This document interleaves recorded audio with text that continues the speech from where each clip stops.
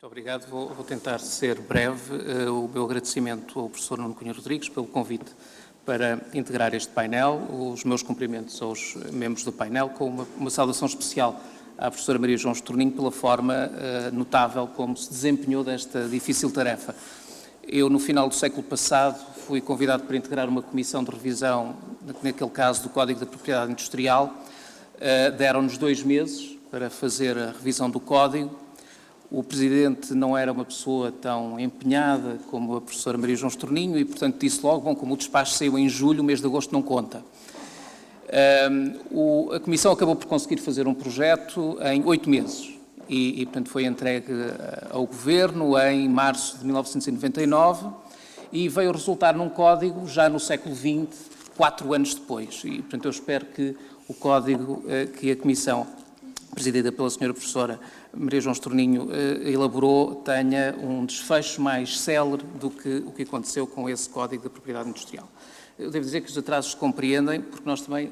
estamos a falar, de facto, de uma mudança de paradigma e acho que essa é, no fundo, a visão daquilo que ficou e que também espero poder contribuir com a minha intervenção. Naturalmente não sou um especialista em contratação pública, a minha área de especialidade é o direito à concorrência e por isso vou enviesar um pouco a minha apresentação mais para os pontos de interface entre o direito à contratação pública e o direito da concorrência. Ora bem, o meu tema é o papel da OCDE na globalização do direito à contratação pública e do direito da concorrência. A título introdutório, como saberão, a OCDE é uma organização de cooperação económica, ela sucede à Organização para a Cooperação Económica na Europa, que foi criada para administrar o Plano Marshall. Esgotado o Plano Marshall e, sobretudo, criadas organizações de integração económica a nível europeu, com a SECA e depois com a CEE e a Comunidade Euratom, a OCDE teve também que passar por uma mudança de paradigma e daí surge com a Convenção de 1960, essencialmente como uma organização tradicional de cooperação intergovernamental. Um dos aspectos que eu acho que é fundamental para compreendermos o papel da OCDE é o facto de ela ser praticamente desprovida de verdadeiro poder de decisão. Já aqui foi referido um texto de hard law emanado da OCDE, a Convenção de 1997, relativa à corrupção de funcionários públicos no comércio internacional, mas, como se percebe, não é um ato unilateral, é uma convenção que vincula na medida em que os Estados-membros da OCDE a ela aderem.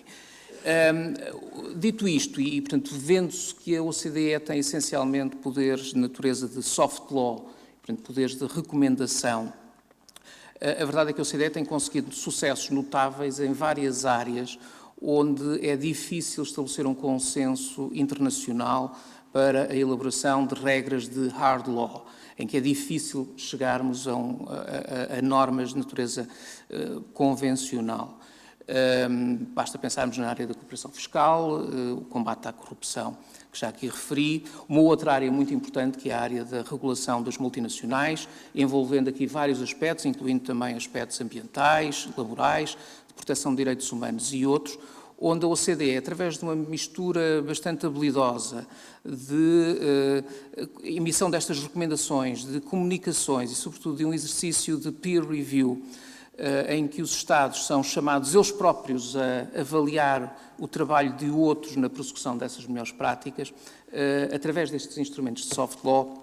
penso que a OCDE tem tido um contributo importante nas várias áreas em que tem atuado. Esta apresentação vai incidir precisamente numa das áreas de confluência de 2 matérias que nem sempre são de fácil harmonização, que é precisamente a da concorrência e a da contratação pública. Mas antes de ir a uma parte mais descritiva, para evitar também tornar a exposição muito maçuda, eu não resisto à provocação que o título me coloca. O título que me foi proposto, o tema que me foi proposto, o papel da OCDE na globalização do direito à contratação pública e direito à concorrência, convoca desde logo uma questão, que é o que é que se quer dizer com globalização do direito da contratação pública e do direito da concorrência. Estamos aqui a falar de um movimento de expansão de matrizes nacionais, a matriz administrativista, ou as várias matrizes administrativistas europeias, juntamente com uma matriz anglo-saxónica, resultando de uma espécie de versão sincrética e que depois é globalizada através de instrumentos de direito internacional, o mesmo para o direito da concorrência. Bom, como nós já percebemos hoje, as exposições, quer as exposições de hoje de manhã, quer as exposições dos oradores que me antecederam, e aqui também com destaque para a exposição do professor Pedro Infante Mota a propósito da OMC, mostram bem que nós não temos um sistema construído de raiz, top-down, a estabelecer um conjunto de regras sobre estas matérias. E, portanto, aquilo que nós temos é realmente uma teia a múltiplos níveis de elaboração de normas com diferentes graus de densidade, conjugando diferentes perspectivas, colocando problemas de separação vertical de poderes, como se vê mesmo no contexto da União Europeia, de separação vertical e agora também de separação horizontal ou eventual homogeneização horizontal, como resulta desta exposição do professor Miguel Assis Raimundo. E, portanto, temos aqui um conjunto de questões e o meu objetivo é, primeiro, perceber porque é que se fala de globalização de direito à concorrência e globalização do direito da contratação pública, antes de ir ver qual é o papel que a OCDE pode desenvolver neste contexto. Ora bem, a ideia de que há matrizes de direitos nacionais que podem levar à formulação de regras de direito internacional é obviamente uma matéria antiga, que remonta pelo menos, diria eu, ao final do século XIX. De certa forma, aquilo que ainda hoje é a principal norma consuetudinária de proteção do investimento estrangeiro, o chamado standard mínimo, é algo que emana da formulação de princípios gerais que vão beber, sobretudo, a uma tradição europeia no final do século XIX. E é essa matriz que ainda hoje marca, a nível de direito consuetudinário, é verdade, mas que marca o direito internacional geral. Claro que isso não é suficiente nos tempos que correm, não é suficiente porque, por um lado, pode-se colocar a questão de legitimidade desse tipo de regras, que são regras formuladas, enfim, para usar aqui um conceito, um título de uma notável obra, já com algum tempo, mas sempre atual, que é o estudo do professor Vital Moreira, A Ordem Jurídica do Capitalismo, que são princípios que vão beber a uma matriz eminentemente liberal, ligada à proteção da propriedade e da liberdade de empresa. Mas esses princípios, naturalmente, hoje carecem de uma outra base de legitimidade. E essa base de legitimidade advém, diria eu, na nova ordem jurídica, da nova ordem económica que emerge a seguir à Segunda Guerra Mundial, advém da necessidade de darmos uma resposta internacional à satisfação de necessidades globais, à satisfação, se quiserem, da necessidade de prestação de bens públicos globais. Um desses bens públicos que exige algum grau de articulação entre as várias legislações nacionais e os vários regimes internacionais nesta sede é, evidentemente, o bem público, comércio livre. O comércio livre enquanto bem público, no sentido que é um bem que, quando promovido, leva a que o planeta, a humanidade no seu conjunto, fique geralmente melhor. Não vou agora aqui entrar nos argumentos a favor e contra o comércio livre, mas o consenso generalizado é o de que o comércio livre tende a aumentar o bem-estar em termos universais, levantando depois problemas de redistribuição e de forma como esse bem-estar é ou não afetado na sua distribuição norte-sul, dentro de cada país, etc. Mas esse é um dos pressupostos. E o outro bem público é precisamente o bem público concorrência. E por isso, quando naturalmente há outros bens públicos, o próprio bem-estar, o conceito de bem-estar tem que ser entendido numa perspectiva sustentável, de afetação sustentável, de afetação eficiente dos recursos numa ótica sustentável e, portanto, também incorpora preocupações, por exemplo, em matéria ambiental. Mas, diria eu, a matriz para compreendermos a forma como estas regras devem ser avaliadas e a sua eficácia deve ser avaliada, tem que ver com a forma como elas contribuem ou não para a prestação destes dois bens públicos globais, que são comércio livre e concorrência. E quando olhamos para este tipo de características, aquilo que verificamos é que a formação de regras jurídicas que assegurem a proteção destes dois bens públicos carece de um enquadramento que é muito mais pragmático e onde começamos a encontrar cedências a outro tipo de preocupações. O que se compreende pela natureza da ordem jurídica internacional. A fonte principal ainda hoje de legitimidade política, porque é aquela onde o cidadão pode exercer a sua voz, é ainda hoje o Estado-nação ou as suas grandes emanações, como é o caso, por exemplo, do projeto que une os vários Estados-membros da União Europeia. E essa é a principal sede para, enquanto cidadãos,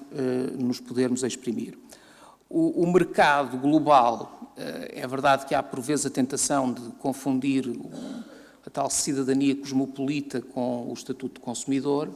mas o consumidor, por um lado, e por muito que se fale na soberania do consumidor, o consumidor reflete o poder material de aquisição, não reflete os tais valores de dignidade humana que seguramente devem ser mais importantes, e isso explica porque é que nós temos que ter, a nível da formação de uma ordem jurídica que assegure estes dois bens públicos, comércio livre e concorrência, nós temos que ter uma estrutura jurídica que salvaguarde estes dois níveis, um de afetação eficiente de recursos, é verdade, mas outro que também permita dar voz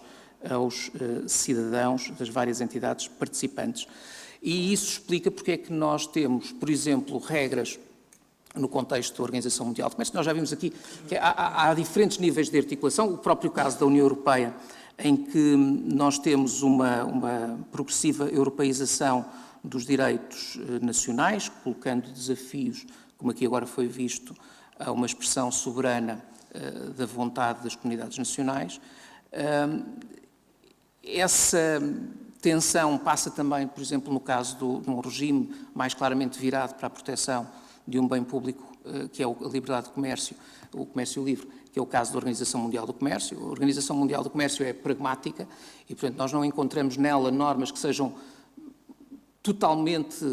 justificáveis do ponto de vista do comércio livre e, por exemplo, os regimes dos direitos antidumping são um desses casos, o que significa que temos aqui uma realidade que está ainda em construção e, portanto, não há uma estrutura jurídica que responda plenamente à necessidade destes bens públicos globais. Bom, o que me leva então agora a situar o papel da Organização para a Cooperação e Desenvolvimento Económico. Qual é o papel que uma organização que, como vimos, não tem um poder de decisão próprio em termos de decisões obrigatórias, qual é o papel que ela pode desempenhar? Bom, esse papel é um papel que tem sido desempenhado ao nível, sobretudo, das recomendações que a OCDE tem promovido, e essas recomendações têm tido um peso muito importante no desenvolvimento, não direi na globalização, no sentido da elaboração de regras globais do direito à concorrência, mas, sobretudo, no desenvolvimento de pré-compreensões do que é que estas matrizes de proteção destes bens públicos, comércio livre e concorrência, pressupõem e, portanto, propagando uma cultura que permite ser mais favorável e que até dá bases às autoridades administrativas nacionais para promover este tipo de bens. Pensemos, por exemplo, no caso da concorrência. Quando a OCDE foi criada, apenas os Estados Unidos tinham uma política de concorrência verdadeiramente digna desse nome. A Alemanha tinha acabado de aprovar uma lei da concorrência em 57, o Tratado de Roma também foi celebrado em 1957, mas ainda não tinha regras de execução, que só entrariam em vigor já nos anos 60. O Reino Unido e a França tinham regras de concorrência, mas que também, enfim, não correspondiam exatamente ao paradigma atual. E, portanto, quando a OCDE foi criada, naturalmente, a grande preocupação que existia era até uma preocupação contrária à defesa da concorrência, uma preocupação com as consequências daquilo que era, sobretudo, visto como uma aplicação unilateral por parte dos Estados Unidos das suas regras de concorrência e, portanto, uma visão unilateral, como aquela que hoje aqui foi transmitida pelo professor Evanet de manhã, uma abordagem unilateral para resolver aquilo que é, para salvaguardar um bem público global que é a concorrência. E nessa altura, o papel da OCDE, um papel de relevo, foi o de apontar vias de cooperação entre as autoridades de concorrência. Cooperação no sentido de estabelecer cooperação nas investigações e, sobretudo, a criação de um mecanismo de conciliação e de mediação para articular os diferendos que existiam entre os Estados Unidos e essencialmente o resto do mundo industrializado que se opunha a esta aplicação unilateral das regras de concorrência. Nos anos 80 e nos anos 90 há uma mudança radical de paradigma em matéria de defesa da concorrência. A União Europeia, que entretanto tinha desenvolvido uma política de concorrência, começa a abandonar a visão essencialmente centrada na defesa do seu mercado interno e passa a aplicar também as suas regras a cartéis internacionais e nos anos 90 também a concentrações internacionais. E, portanto, passamos a ter um outro ator tendencialmente hegemónico nesta sede. E a partir daí, sobretudo com o desenvolvimento do chamado consenso de Washington, e a adoção de regimes de concorrência por países um pouco por todo o mundo, hoje em dia com bem mais de 100 países a ter legislação de defesa da concorrência, a generalização deste modelo. A OCDE teve aqui um papel muito importante, para além, obviamente, de dar apoio aos países que iam e promover a adoção de leis da concorrência e dar apoio aos países que foram aprovando este tipo de legislação.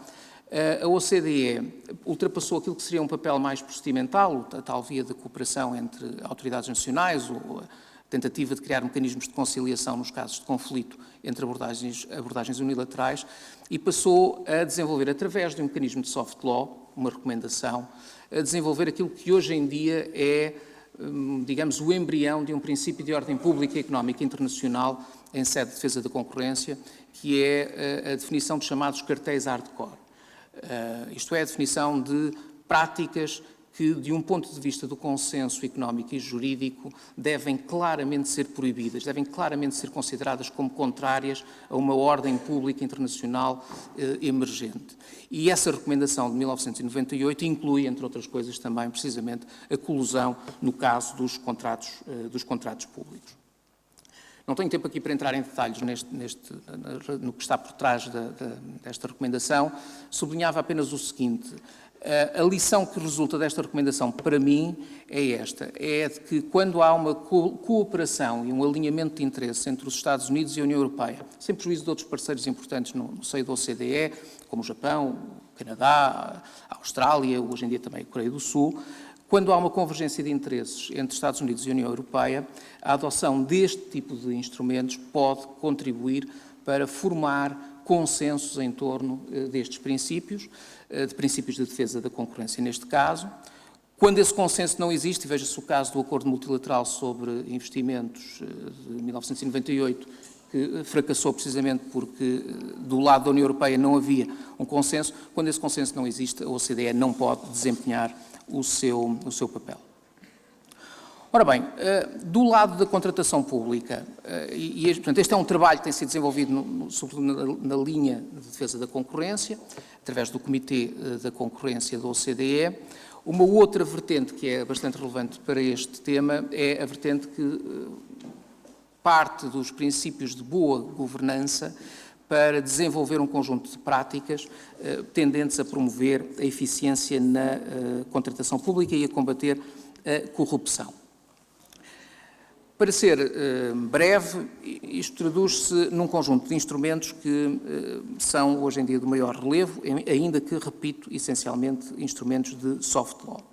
Do ponto de vista do combate à colusão, a OCDE tem uma recomendação dirigida aos governos dos Estados-membros, tendente a promover a detecção, a prevenção, a detecção e a punição de práticas de colusão em concursos públicos. É uma recomendação de 2012. Essa recomendação recolhe também um trabalho muito significativo de recolha de melhores práticas feita pela OCDE, que são as diretrizes sobre colusão em concursos públicos de 2009. Este é um documento de soft law, é verdade, mas é um documento de soft law que depois influencia a própria matriz de aplicação das regras de concorrência nacionais aos mais variados níveis. E, por exemplo, chamo a vossa atenção para a recente comunicação adotada pela Autoridade da Concorrência, um guia adotado pela Autoridade da Concorrência portuguesa, precisamente sobre o conluio na contratação pública, que se dirige precisamente às entidades adjudicantes, transmitindo aquilo que são, no fundo, linhas de melhores práticas para a detecção, não apenas para a detecção, mas também para a organização dos concursos públicos e dos vários procedimentos de contratação pública de um modo mais amigo da concorrência. Do lado da vertente boa governação, ou boa governança, temos duas grandes recomendações, uma de 2008, que tem os 10 princípios diretores para a integridade do processo de contratação pública. Não tenho agora tempo para os elencar a todos, mas que assentam sobretudo na lógica da transparência, de princípios de boa gestão, da prevenção de infrações, monitorização e punição de incumprimentos e depois responsabilização ou accountability e controle dos processos de contratação pública. E, mais recentemente ainda, a recomendação de 2015 sobre contratação pública, que me parece particularmente importante para conjugar as várias perspectivas que nós aqui tivemos. E chamava a atenção apenas para um ponto, para o ponto 5º desta recomendação, porque ele procura responder à questão que foi aqui tratada também na apresentação da professora Maria João Estorninho, que é a questão da articulação entre diferentes finalidades, entre diferentes objetivos de política pública a prosseguir no âmbito da contratação. Naturalmente, do ponto de vista da proteção do comércio livre ou da proteção da concorrência, nós temos aqui dois valores que são considerados, no fundo, contribuindo, quer pela via do combate à corrupção, quer por via do combate à colusão, contribuindo para uma contratação pública mais eficiente. Mas há também esta abertura, que as diretivas de 2014 refletem, esta abertura que é feita a outros valores de política pública. E o problema desta abertura, para ser telegráfico, é o de que pode ser vista como o reabrir a porta para velhos proteccionismos. Bom, como é que a OCDE, mais uma vez de uma forma particularmente inteligente, sem poderes vinculativos, como é que a OCDE procura enquadrar esta questão e portanto, também será uma pista para a futura implementação do Código que resultará da transposição das diretivas? Como é que ela procura conjugar estas duas finalidades? Por um lado, dar alguma flexibilidade para a prossecução de outros objetivos de política económica, mas sem pôr em causa aquilo que são as vantagens que todos nós queremos de uma contratação pública eficiente, transparente e rigorosa. Bom, a forma que foi encontrada foi através de uma exigência de avaliação de impacto. Uma avaliação de impacto neste sentido. Se o objetivo a prosseguir é um objetivo que vai para além do value for money, num sentido mais imediato do termo, então é necessário criar mecanismos que permitam avaliar também em relação custo-benefício face a esses outros objetivos de política que podem estar a ser prosseguidos. E porquê? Porque o risco é, obviamente, o de haver aqui um abuso da discricionariedade por parte das entidades adjudicantes. Eu devo dizer que me causa sempre alguma dificuldade, porque estamos a delegar... Se aquilo que nós queremos dizer é que estamos a delegar nas entidades adjudicantes aquilo que, na verdade, é um poder de conformação para a prossecução de fins públicos abertos, então eu penso que, certamente, do ponto de vista do direito administrativo, há um problema, mas também há um problema do ponto de vista de uma gestão eficiente da contratação pública. E esta exigência de avaliação de impacto poderá ser uma das formas de mitigar aqui, de encontrarmos aqui um balanço entre aquilo que é a promoção desses outros fins com a preservação daquilo que é, se quiserem, o aqui que nós temos em termos de uma contratação pública mais eficiente. Como não tenho tempo para muito mais, deixo apenas esta nota. Nós temos aqui, de facto, uma mudança de paradigma. A contratação pública vai certamente sofrer uma revolução. Daqui a 4 ou 5 anos vai ser algo bastante diferente daquilo que estamos a discutir hoje. E, desde logo, por razões tecnológicas, o desenvolvimento das plataformas eletrónicas, o movimento de centralização de compras e a europeização deste tipo de redes, portanto, quer das redes de contratação pública eletrónica, quer das centrais de compras, vai mudar radicalmente o paradigma que estamos a viver. E por isso eu penso que é bom que o código que venha a ser aprovado tenha a flexibilidade necessária para salvaguardar as adaptações que inevitavelmente serão necessárias. Portanto, eram essas as mensagens que queria deixar. Muito obrigado e fico à disposição para eventuais questões.